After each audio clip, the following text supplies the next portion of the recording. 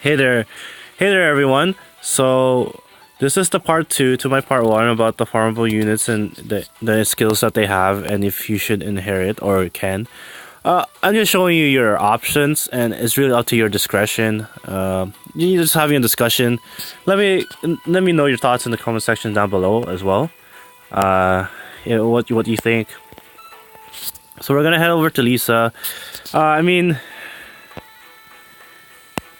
like, healers don't have any really offensive skills, so like they can only be so good. But if you do want to improve your healer, like, you can either give rehabilitate.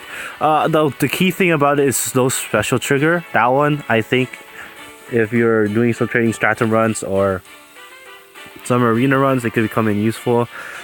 Kindle Firebomb, renewal. The thing is, like, I think on the tier list, she's one of the higher tiered healers. So I don't know why you would inherit her skills when she's the better one.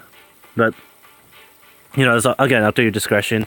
Renewal 2, I think that you can get away with this. It's basically a Falchion heal. So that's how it is. Again, up to your discretion as well, whether or not you make them 5-star just to have that one skill.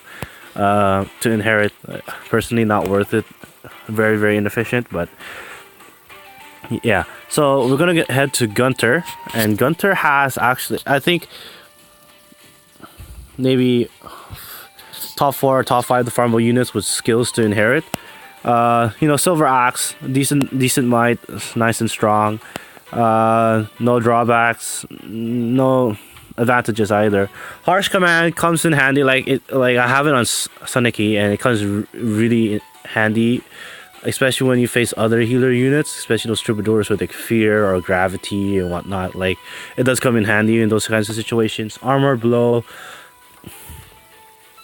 useful, especially if you're a mage unit trying to attack a bow user. It could really come in handy. I think my brother, from experience, if Katria initiates the attack, like the Pegasus Knight, she has armor blow, so she actually doesn't die. She loses like 2 or 3 HP, and it just annoys my brother because you want to conserve your Takumi as much as possible in the arena sometimes. But well, at least that's the way we strategize it. But that's with all units. Hone Attack, fantastic support. Hone Cavalry, I'm thinking of training the Silver Gunter I rolled, because I think the new quests you need to beat, I think it's a 10th stratum. I swear it's 15 times. Yeah, I swear it's 15 times. You beat this 10th stratum 15 times, or you defeat 15 allies. I'm not sure how they did it. Let me double check on that. And you have to have all cavalry units or something. Let me check that quest just really quickly. I think you had to clear 15 times. It doesn't look like it's an per ally thing. That's annoying. Sorry, I digress. Okay, let's get back into the topic at hand. I talked about Cecilia, discussed about Cecilia already. Felicia, who also I think would be like on my radar to inherit in terms of skills. Silver Dagger, pretty good, not bad. Decent might, actually. I would prefer Poison Dagger, but again, that's how it is. Glacius, a really good skill. It only really works if it's a high resistant unit, so I would give it to a Suniki. I would give it to a Nino, especially if you give her the Defiant Resistance, the Resistant Plus, and this activates. Ooh, get ready for some massive damage. She gets Resistance +3 and Breath of Life if you want a pseudo healing. If you want to pseudo heal in your team. But like I would really watch out for the Glacius. I think that's what really intrigues me about her. But I don't know if I'll inherit her. She's one of my favorite characters. I'll try to keep as much of them as possible. Darshan surprised me with his skill list. I only have one. I would have inherited the other one. Emerald Axe can come in useful if you inherit it. Vengeance is what was the key to me. Like, I thought that was really important to see, because Vengeance, even if it's on a 3-turn cooldown, it's still a really good. It's still a really good skill to have, especially on like a killer user, like a killer weapon user. I would argue it would be not too bad. Lance Breaker, not as useful as Sword Breaker in my opinion, because more units, like statistically, most of the units are sword users, so that's what makes Sword Breaker a lot useful. But you know, having Lance Breaker is not always a bad. It's never a bad thing. Savage Blow, it's the same thing as Poison Strike. It's anytime you do more damage than you should be doing, it's always a good thing. Well, at least to your opponents, not to yourself. Rise definitely was not interesting. Like slow, I guess Rehabilitate if you want to give that to like a Nazama or something. He's too centered on healing and not enough on like support kind of thing. Like he just really is like a full out healer. Like that like he's that's his specialty. Yeah, I don't think there was really anything that I would want to inherit with him, but if you want box space, then go right ahead. Silver Sword, good option to have for Brave Sword users. But yeah, I think it's nice and strong, and doesn't have the drawback of the speed, but I would go with the Brave weapon a lot of times. Dance, I don't think you can inherit to anyone, but Hone Attack, fantastic buff, and Knockback, which I find interesting. It sort of kind of like the unit is stuck attacking your unit with the knockback, like because they get knocked away, and I would assume that if they're in front of you, if you plan it out well, a lot of times the only other unit that unit would be attacking would be like your unit that had the knockback. But not too great. I mean, if you could inherit the dance, that would be great, but that would also be broken. No one wants Takumi or Lucina with the dance. Or something like that. That would be a little game breaking. So Ruby Sword, you know, you take it as it is. It's good against axe users, terrible against lance users.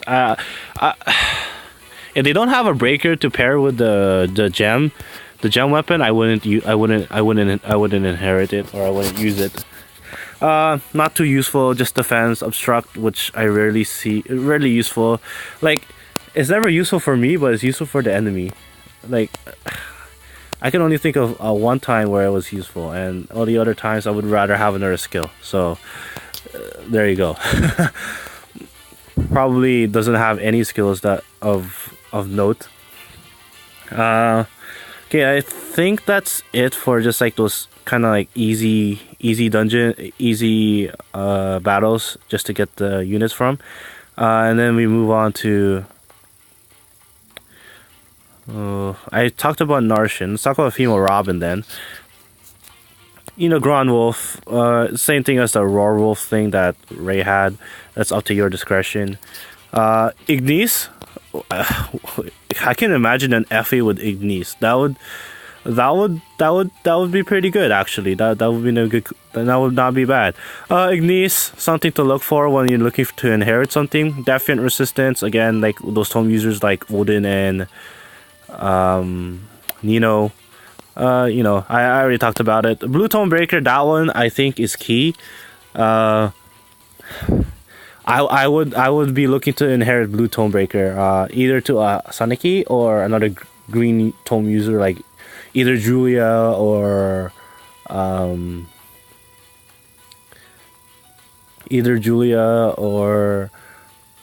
Nino.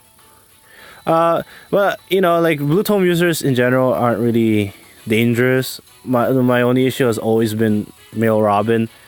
You know, Owen and Reinhardt to a certain extent, but I think Robin still fares well against them, so I'm not too worried about that. Then you get Ursula, who's actually not bad of a unit. Like, well, in terms of initiating attack, Blar Wolf, same thing as the other Wolf Tomes. Growing Thunder, that's up to your discretion. I'm not too sold on it, but the Death Blow and the Threaten Resistance, definitely those are two skills to look out for, especially Death Blow. Threaten Resistance, you know, you had to be a magic user to make that useful. To conclude this one, that free drog you kind of get. If you look at his skills to inherit, Brave Sword, up to your discretion. Not sold on Buckler or Pavice. Lunge is more annoying than it is useful, to be perfectly honest with you. Like, I find like when opponents use it in the Stratum or the arena, it's useful, but when I use it, it's always like a deficit. And Ward Armor, you know, useful for those. You have to have 4 armored units to beat this thing, kind of idea. Beat this quest and get this reward kind of deal, like that stupid lunatic quest for March. Anyways, Spirit Defense, good is a good support as well. Not as good as Hone Defense, but that's how it is. So that's everything. That's all the farmable units I can think of for now. If you can think of one more I may have missed, let me know in the comment section down below, and I'll add it to them. Hopefully this video helped you, and you know, it helped you like clear your mind on your options. And I thank you for watching, and enjoy.